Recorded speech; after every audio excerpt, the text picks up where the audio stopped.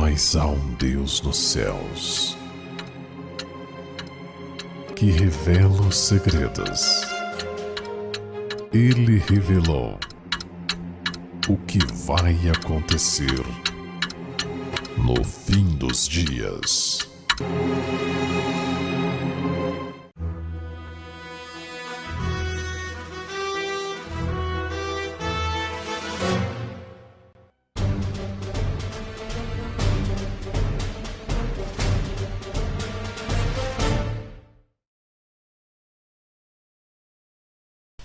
Pérolas escondidas.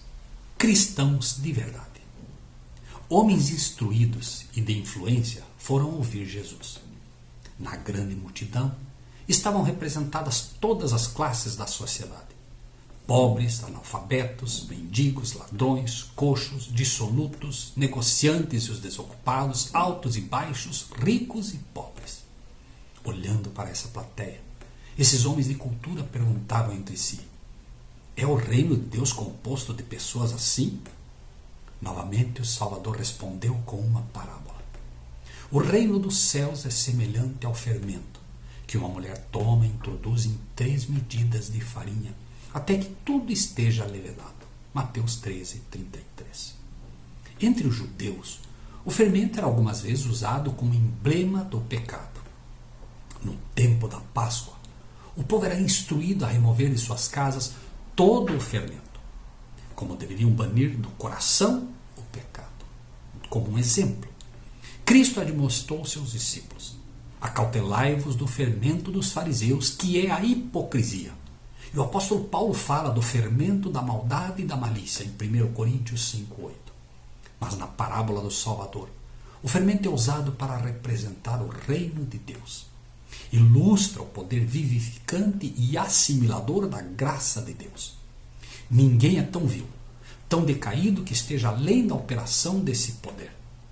Em todos os que se submetem ao Espírito Santo, deve ser implantado um novo princípio de vida. A perdida imagem de Deus deve ser restaurada na humanidade. Mas o homem não pode transformar-se pelo exercício da sua vontade. O fermento precisa ser colocado na farinha antes de efetuar a operação. É assim que a graça de Deus precisa ser recebida pelo pecador antes de ele ser tornado apto para o reino da glória. A mudança só pode ser feita pelo Espírito Santo. Todos que quiserem ser salvos, nobres ou humildes, ricos ou pobres, precisam submeter-se à atuação deste poder. E esta é a diferença entre uma religião legalista e a verdadeira religião. Esta é a diferença entre a união proposta pelo céu e o ecumenismo proposto pelos senhores da terra. A coalizão para a ordem moral, um braço poderoso da nova ordem mundial, está arrebatando milhões de pessoas influentes e traz exatamente este conceito, puramente moral, mas seu slogan deveria alarmar a todos, porque traz a premissa de que no fim, os fins justificam os meios. Isso é terrível. O caos estruturado será nossa ofensa mais eficaz. Promover o caos, medido, planejado, para então apresentar-se como a solução do mundo, este é o objetivo. Mas no final falhará, pois isento do verdadeiro Salvador Cristo Jesus e pela imposição do medo, o ecumenismo traz em sua raiz o veneno da serpente e o remédio final se provará pior, muito pior do que a doença. Biblicamente é a condição laodiceana em seu pior estágio, pois dizes: tu dizes rico, enriquecido e de nada tendo falta. A moral e o comportamento refinado criará uma falsa expectativa de que é suficiente para promover a verdadeira paz mundial. E quando aos olhos do mundo tudo apontar para dias de paz e serenidade, diz a palavra de Deus: eis que virá a repentina destruição. Como o fermento misturado à farinha opera do interior para o exterior, assim é pela renovação do coração que Deus atua para transformar a vida. Não basta a mudança exterior para nos colocar em harmonia com Deus. Muitos há que procuram reformar-se, corrigindo este ou aquele mau hábito, e esperam desse modo tornar-se cristãos. mas estão iniciando da forma errada. Nossa primeira tarefa é com o coração.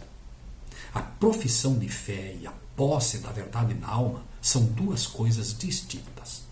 Não basta meramente o conhecimento da verdade. Podemos possuir esta e ainda o teor de nossos pensamentos não ser alterado.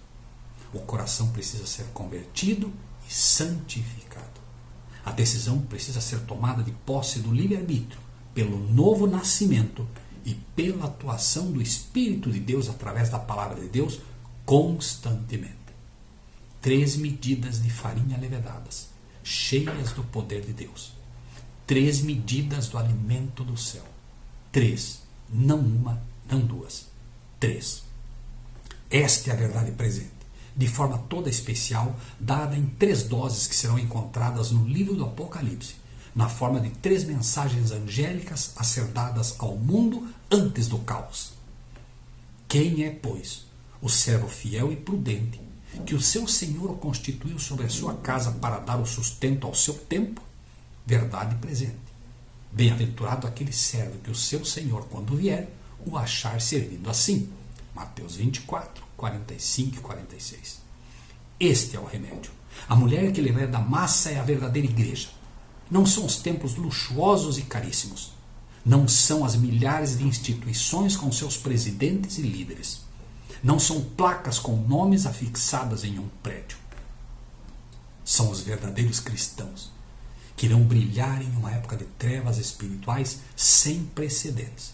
E você é convidado a fazer parte dela. Pense nisso e que Deus seja contigo.